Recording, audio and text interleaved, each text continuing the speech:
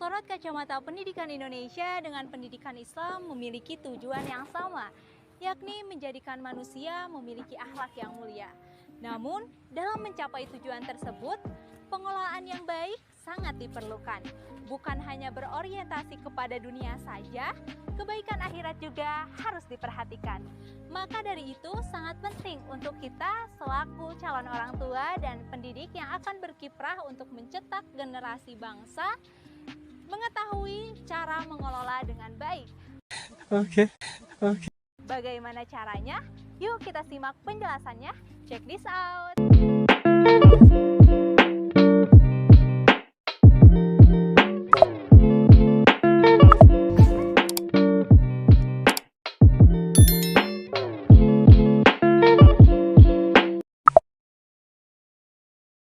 Assalamualaikum warahmatullahi wabarakatuh. Alhamdulillahi wassallallahu ala nabiyhi wa mustafahu. Halo teman-teman semua, kembali lagi di channel YouTube Nengrina Rahmawati.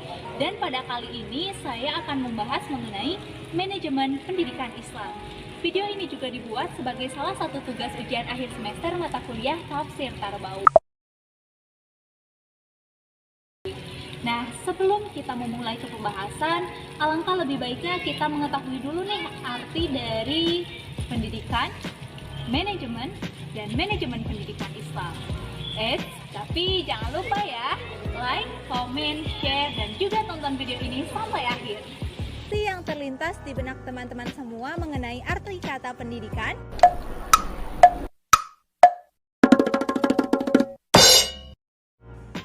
Belajar, sekolah, proses dari tidak tahu menjadi tahu. Lalu kemudian apa sih yang terlintas di benak teman-teman mengenai manajemen? Mengontrol, mengelola. Dalam pandangan tokoh Islam, istilah pendidikan sangat banyak yakni tarbiyah, taklim, tazkiyah, dan takdim. Menurut Muhaimin, pendidikan Islam adalah aktivitas pendidikan yang diselenggarakan dengan keinginan dan niat guna mewujudkan ajaran serta nilai-nilai Islam. Kemudian, manajemen. Menurut Muhammad Abdul Jawad, manajemen berasal dari kata bahasa Arab yakni nadzama yunadzimu tanziman, yang artinya menata atau menggabungkan satu hal dengan hal yang lain.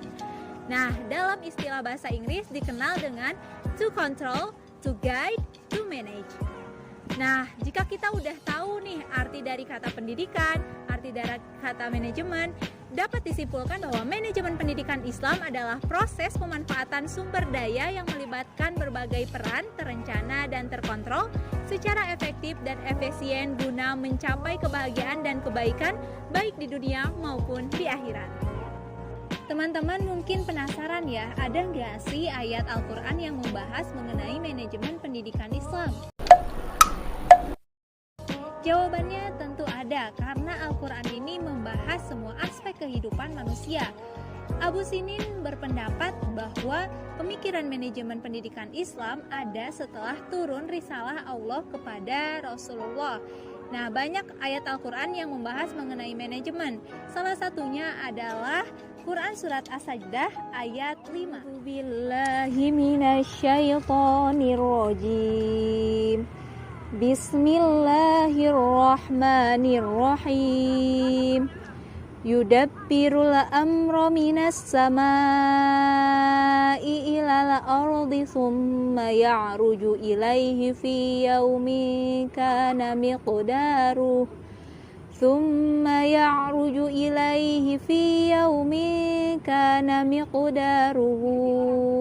alfasanatim mimma ta'uddun.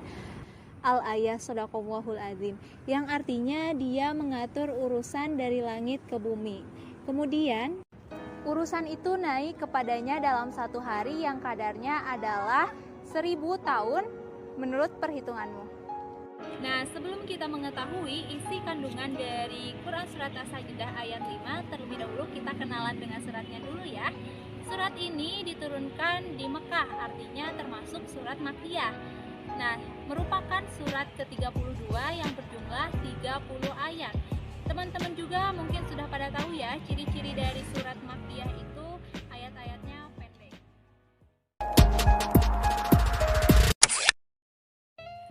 Kemudian asbabun nuzul dari Quran surat As-Sajdah ayat 5 ini diriwayatkan oleh Al-Bazar yang bersumber dari Bilal bahwa ketika Bilal sedang duduk di masjid dengan para sahabat Rasulullah, ada sahabat-sahabat yang melaksanakan sholat sunat setelah maghrib hingga isya, sehingga turunlah Quran surat As-Sajdah ini melukiskan perbuatan orang-orang terpuji. Diriwayatkan pula oleh Ibnu Zarir yang bersumber dari Qatadah bahwa para sahabat Rasulullah berkata, sesungguhnya hari untuk beristirahat dan bersenang-senang telah mendekat kepada kami. Kemudian berkatalah kaum musyrikin, apakah kemenangan itu sekiranya kalian benar? Maka turunlah ayat ini sebagai penegasan bahwa pada waktu itu keimanan tidak berfaedah untuk orang-orang kafir. Setelah kita mengetahui asbabun nuzulnya, kita lanjutkan ke analisis kandungan ayat. Nah, para mufasir sudah banyak ya yang mengkaji mengenai Quran surat As-Sajdah ayat 5 ini. Namun saya hanya mengambil dari tafsir Ibnu Katsir. Beliau menyatakan bahwa dalam kalimat yudabbirul amra minas sama'i ilal ard, yang artinya dia mengatur urusan langit dan bumi, ini tuh mengabarkan kepada manusia bahwa Allah yang menciptakan alam semesta ini. Nah, jika kita merenungkan teman-teman bahwa keindahan alam raya merupakan bukti akan kebesaran Allah Subhanahu wa Ta'ala, keteraturan alam lalu menjadi sunatullah yang paripurna sehingga terwujudlah sistem manajemen yang sempurna. Allah yang menggerakkan ciptaannya, lalu adanya ketentuan siang malam, bumi dan langit, tanah dan air sangat tertata rapih dan terkelola dengan baik. Dalam ayat ini juga kita mengetahui bahwa posisi Allah di sini adalah sebagai manajer yang memberikan job desk kepada para malaikat untuk dilaksanakan. Begitu pula kita sebagai khalifah di bumi harus mampu mengelola dan mengatur alam semesta ini agar tujuan pendidikan Islam dapat tercapai. Hal ini sangat relevan dengan manajemen pendidikan Islam, di mana sebelum melaksanakan diawali dengan proses perencanaan agar tertata dengan baik.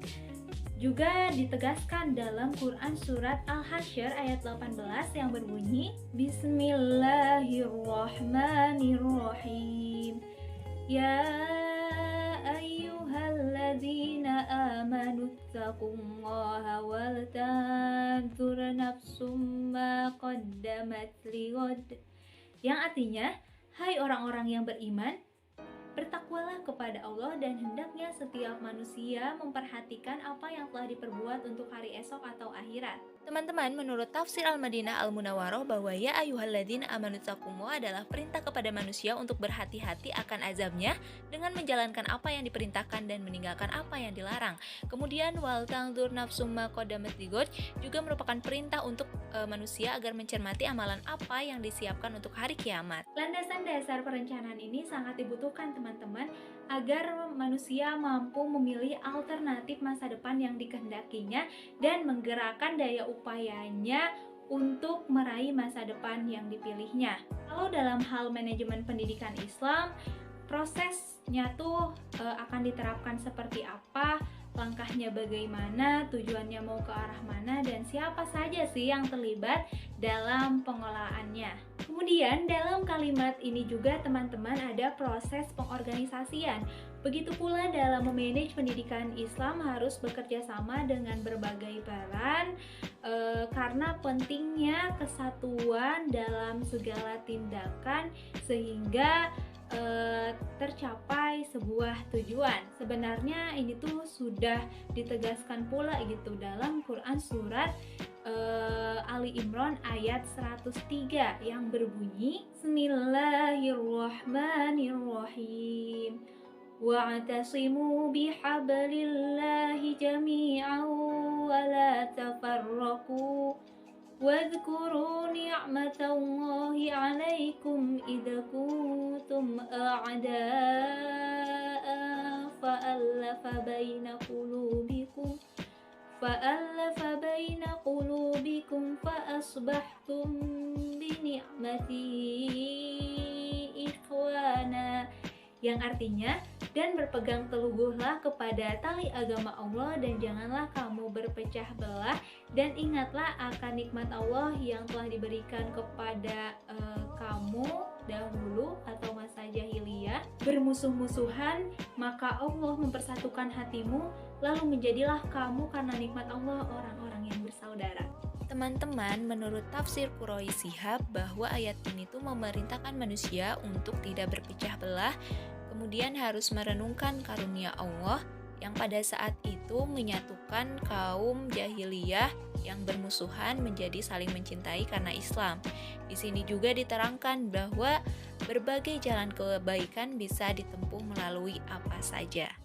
Sebuah organisasi dalam manajemen pendidikan Islam akan berjalan lancar dan sesuai dengan tujuan apabila konsisten menerapkan prinsip-prinsip yang telah didesain seperti berlandaskan Al-Quran dan hadis, aturan-aturan dari negara tersebut, culture-nya, lalu kebebasan, keadilan, dan bermusyawarah. Jika semua prinsip ini konsisten diterapkan, maka akan memudahkan para pengelola dan juga seorang manajernya untuk mengatur dan mengelola lembaga tersebut dengan sangat baik. Kemudian menurut tafsir Ibnu Katsir di kalimat selanjutnya yakni tsumma ya'ruju ilaihi fi yaumin kana miqdaruhu alfasanatin mimma ta'uddun, yang artinya kemudian urusan itu naik kepadanya dalam satu hari yang kadarnya adalah 1000 tahun menurut perhitunganmu. Nah, tersirat makna bahwa ketika Allah menurunkan urusan dari langit yang paling tinggi ke kerak bumi ketujuh yang paling dangkal, sedangkan amal-amalnya diangkat ke diwannya di atas langit dunia.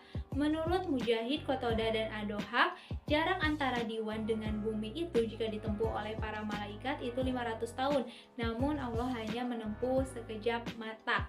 Ini menggambarkan proses pelaksanaan. Pun dalam manajemen pendidikan Islam, dalam pelaksanaannya seorang manajer, anggotanya, sumber daya, dana, fisik, harus berperan aktif dan ikut berkontribusi dengan optimal secara efektif dan efisien. Suatu contoh fungsi manajemen pendidikan Islam dapat kita temukan juga dari pribadi agung Rasulullah SAW, yang mana ketika memerintahkan pekerjaan beliau menjadi model atau teladan bagi umatnya sehingga beliau disebut dengan the living Quran. Semua ajaran dalam Al-Quran itu diterapkan dalam kehidupan Rasulullah SAW. Dalam kalimat ini juga terdapat proses pengawasan atau controlling. Setelah merencanakan, mengorganisasikan, melaksanakan, Allah pun melakukan pengawasan. Sehingga kita bisa melihat bahwa alam semesta ini masih kokoh sampai saat ini karena Allah yang mengendalikan. Selembar daun jatuh pun itu berada dalam kontrolan Allah. Begitu pula dalam manajemen pendidikan Islam, diperlukannya pengawasan secara kontinuitas agar pelaksanaan kerja sesuai dengan standar yang telah diterapkan. Kita juga dapat mengetahui apakah langkah yang kita rencanakan sudah sesuai jika digunakan atau perlu dihilangkan, sehingga kita dapat mengevaluasi dan memperbaiki sistem manajemen pendidikan di periode selanjutnya. Dapat saya simpulkan bahwasannya dalam Quran Surat As-Sajdah ayat 5 terdapat nilai-nilai tarbiyah yang terinternalisasi kepada nilai-nilai Islam dan berimplikasi kepada manajemen pendidikan Islam. Dalam surat ini juga kita mengetahui bahwa proses Allah menciptakan dan mengatur bumi ini tidak lepas dari perencanaan, pengorganisasian, pelaksanaan, dan pengendalian. Sehingga kita mengetahui bahwa alam semesta ini tertata rapi dan ajeg sampai saat ini. Maka dari itu, kita sebagai calon manajer pendidikan Islam harus mampu menerapkan keempat ini agar visi, misi, dan tujuan pendidikan itu sendiri dapat tercapai. Sebelum saya tutup, saya jadi teringat quote dari Sayyidina Ali bin Abi Thalib yang mengatakan bahwa kebaikan yang tidak terorganisasi akan terkalahkan oleh kejahatan yang terorganisasi. Baik teman-teman, terima kasih telah menonton video ini dan mohon maaf jika ada pertanyaan boleh di kolom komentar. Bye, see you on the next video. Wassalamualaikum warahmatullahi wabarakatuh.